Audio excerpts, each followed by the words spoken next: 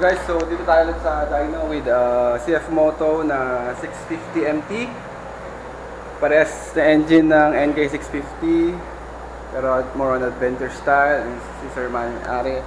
Tapos usapang remap ulit. Bakit laging mga shop na nagsasabi or mekaniko na masama ang remap or dyno tuning, 'di ba?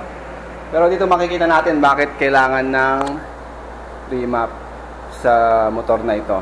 Hindi lang siya basta-basta pinagkakagastusan or budol-budol lang meron. But meron siyang reason kung bakit siya ginagawa. At the same time, meron din naman talaga yung hindi gumagawa ng tama sa remap. Pero sa atin, papakita natin. May proof tayo. There's also mga YouTube videos.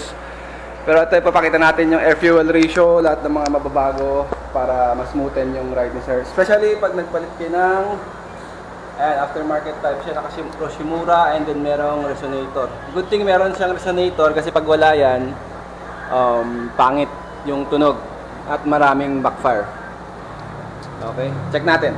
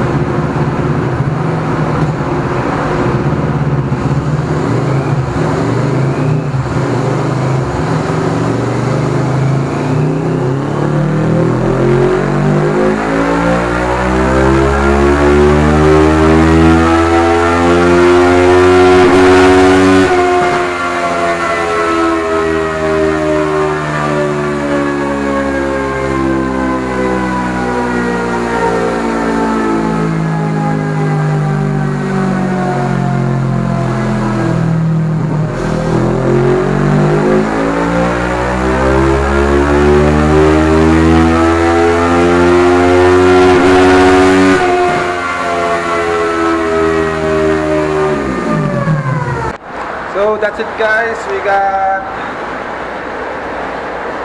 almost 3 horsepower and plus 2 torque and better AFR. So yung mga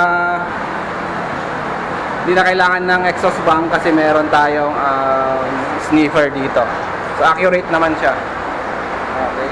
So for your CF Moto and other big bikes tuning services na kailangan nyo, message lang po kayo sa FI Moto Clinic, and meron tayong mga schedule ng NCR.